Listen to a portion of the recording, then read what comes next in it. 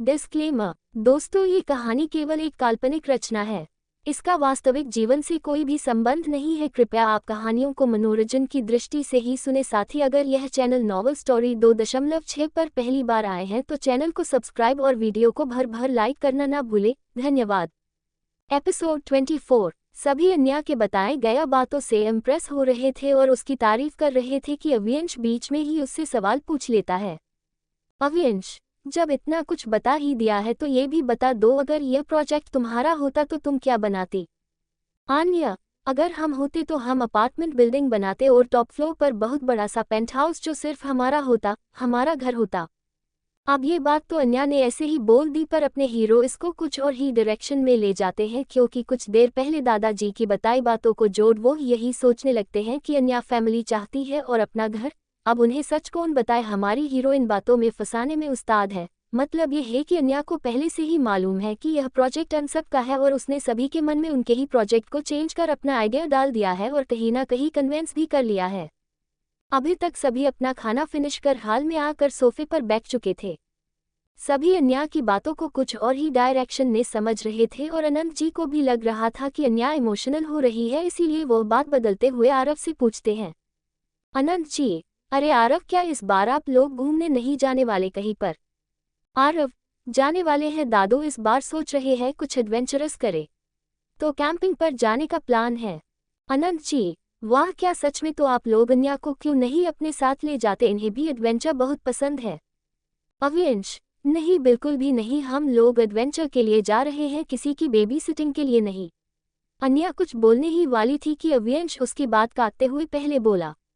आन्या, हमें भी कोई शौक नहीं है किसी के साथ कहीं जाने के, हमें अपने एडवेंचर कैसे करने हैं ये हम अच्छे से जानते हैं। उसने अवियंश को घूर कर देख बोला। मालिक, पर इसमें प्रॉब्लम क्या है? अभी वो चल सकती है हमारे साथ।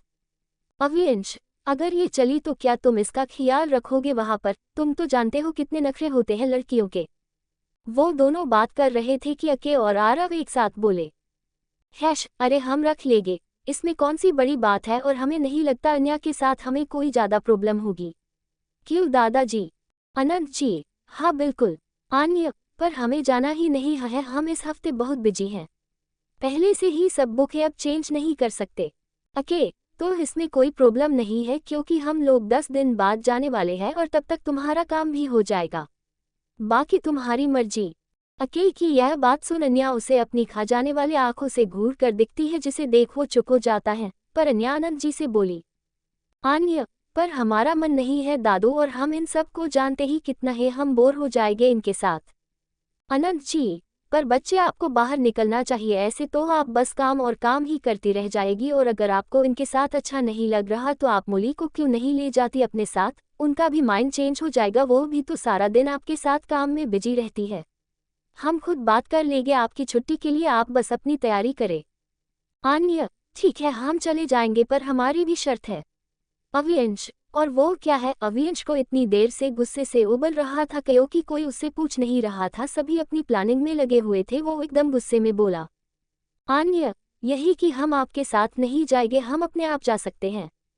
अनंत जी, पर बेटा। आन्या, नहीं, हम आपकी बात मान रहे हैं तो आपको भी हमारी बात माननी पड़ेगी, और हमारे दोस्त भी हमारे साथ जाएंगे। अनंत जी, ठीक है, जैसी आपकी मर्जी, आप खुश हैं। आन्या जी, और जाने से पहले हम कुछ दिन घर जाएंगे, हमारा सारा सामान वही है, हम वहीं से सीधे निकलेंगे, आपको पहले बता रहे हैं, क्योंकि अगर हम आपके खबरियों को नहीं दिखे तो घबराएगा नहीं। उसकी बात पर अनंत जी झेप जाते हैं। अन्या को साथ ले जाने की अनंत जी और अवियंश के दोस्तों की मिली भगत प्लानिंग थी कि उन्हें कुछ वक्त एक साथ मिले। आन्या ने भी किसी तरह अपनी शर्तों को मनवा ही लिया था।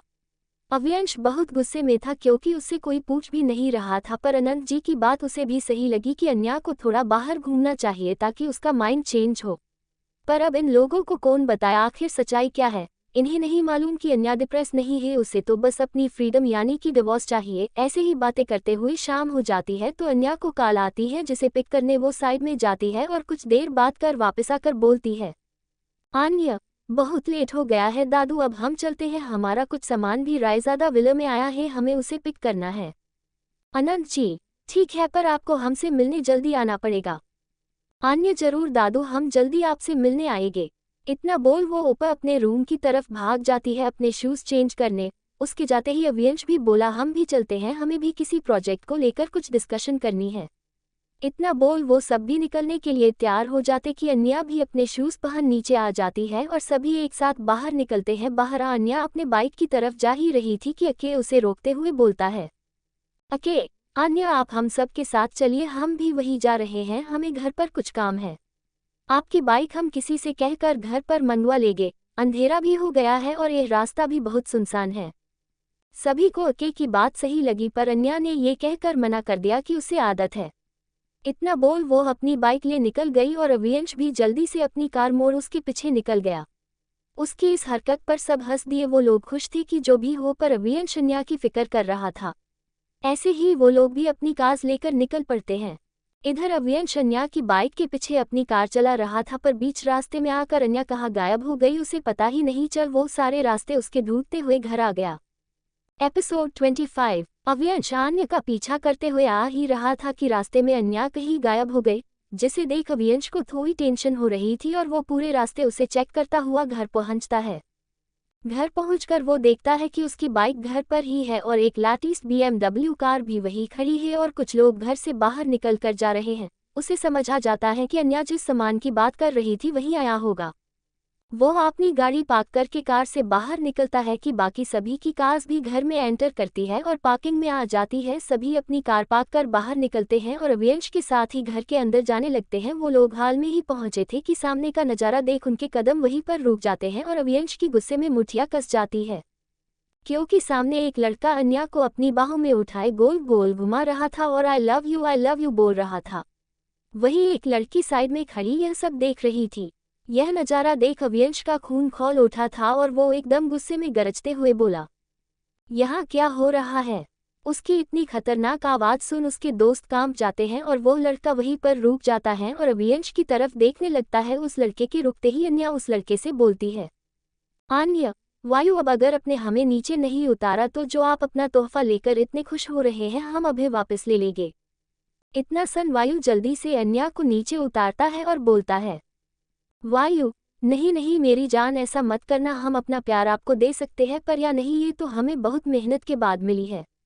उसने अपने हाथ में पकड़ी कार को किस करते हुए कहा। वही वायु का अन्या को मेरी जान बोलना अवियंश को बिल्कुल अच्छा नहीं लगा था। उसका मन कर रहा था कि वो अभी वायु को उठाकर अपने घर से बाहर फेंक दे।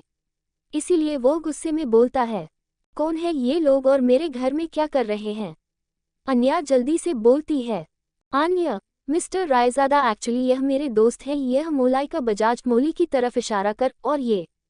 अभी वो बोल ही रही थी कि वायु बीच में ही बोलता है, और हम हैं वायु प्रताप सिंह, अन्य के बचपन के दोस्त, और आप उनके थोड़े दिनों के पति क्यों सही कहा ना जान।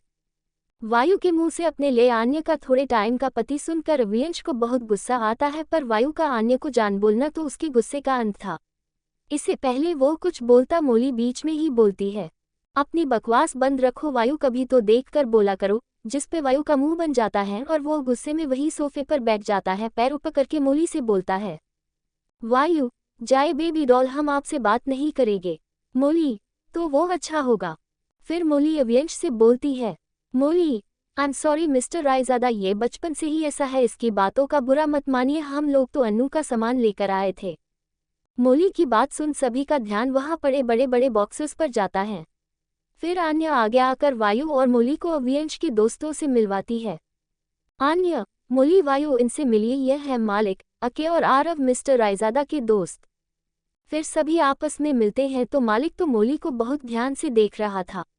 मोली ने आज जीन्स के साथ क्रॉप टॉप पहन रखा था और बालों की उसने पोनीटेल बना रखी थी। मालिक को वो बहुत अट्रैक्टिव लग रही थी।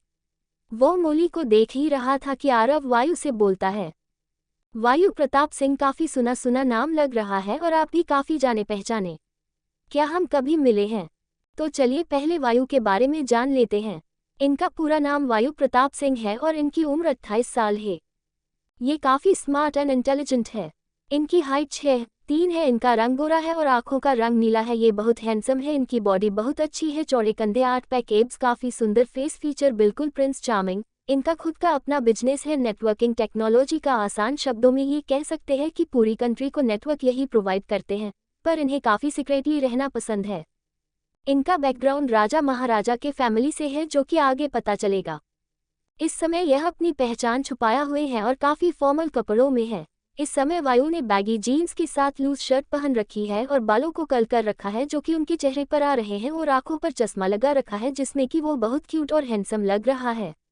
वैसे तो वायु बहुत हंसमुख इंसान है, हमेशा मस्ती मजाक करने वाले, पर इनके गुस्से का कोई तोड़ नहीं है। इन्हें जब गुस्सा आता है तो ये खुद को काबू नहीं कर पाते हैं, इसीलिए ये हमेशा शांत रहना ही पसंद करते हैं।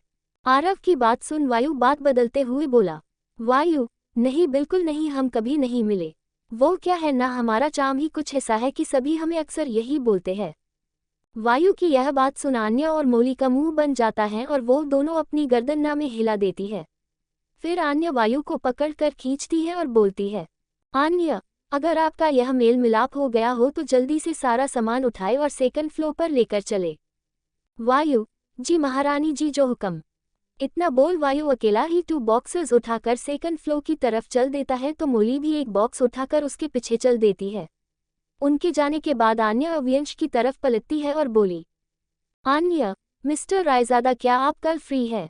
अव्यंश, क्यों? आन्या, अगर आप फ्री है तो क्या कल आप अपना इम्पोर्टेंट सामान उठा सकते हैं वहां से, क्योंकि पीयूष तो नहीं है और हमें मालूम भी नहीं है वो कब तक आएंगे। हम कल फ्री है तो चाहते हैं कल कुछ हद तक काम हो जाए, क्योंकि फिर कुछ दिनों तक हमारे पास बिल्कुल भी टाइम भी नहीं होगा। अव्यंश को अन्या की बात समझ आ रही थी, इसीलिए वो बोला, अव्यंश, उस फ्लोर पर मेरे स्टडी रूम को छोड़कर तुम हर रूम यूज कर सकती हो। स्टडी रूम में मेरे सिवा कोई नहीं आता। आई डोंट थिंक कि तुम्हारे गेस्ट को मेरे उस रूम को यूज करने में कोई प्रॉब्लम होगी। आन्या को भी उसकी यह बात सही लगती है, इसीलिए वो भी इसके लिए मान जाती है। कि तभी मालिक बोलता है, मालिक, आन्या, सामान बहुत ज्यादा है, क्या हम तुम्हारी हेल्प कर दे, काम जल्दी हो जाएगा? आन्या, नहीं, हम कर लेंगे, आपको अपनी मीटिंग करनी थी ना। ओके, मीटिंग भी हम कर लेंगे, पहले आपके बॉक्सेस उठाकर ऊपर छोड़ आते हैं, नहीं तो इतनी भीड़ में हम मीटिंग नहीं कर पाएंगे। क्यों अभी? आरव के एकदम पूछने से अव्यंश सकपका जाता है, क्योंकि वो भी यही सोच रहा था, मगर जल्दी ही खुद को नॉर्मल कर बोलता है, अव्यंश, जैसी तुम लोगों की मर्जी, तुम लोग करो हेल्प, में रूम में फ्रेश होने जा रहा हूँ। इतना बोल वो सीधे अपने कमरे में चला जाता है और पीछे सभी उसे मुंह बनाते देखते रहते हैं। आन्या भी उसे मुंह बनाते हुए देख रही थी और मन ही मन उसे कोस भी रही थी, पर वो जल्दी ही खुद को नॉर्मल कर लेती है। आरव आया, बड़ा खुद कैसे भाग गया। चलो अब कुछ नहीं हो सकता, काम करो। अव्यंश भी अन्या की मदद करना चाहता था, पर अपना हीरो इतनी जल्दी तो झुकने से गया, अब उसकी भी तो लोगों के सामने एरोगेंट वाली पर्सनालिटी थी। इसी तरह सभी ने मिलकर काम किया, जिस वजह से काम जल्दी फिनिश हो गया था और अब सब हाल में सोफे पर गिरे पड़े थे। तो दोस्तों, आगे कहानी में क्या होगा ये जानने के लिए स्टोरी को सुनते रहिए सिर्फ और सिर्फ नॉवल स्टोरी 2.6 पर। अगर कहानी आप सबको पसंद आए तो लाइक, शेयर और कमेंट जरूर करें। धन्यवाद।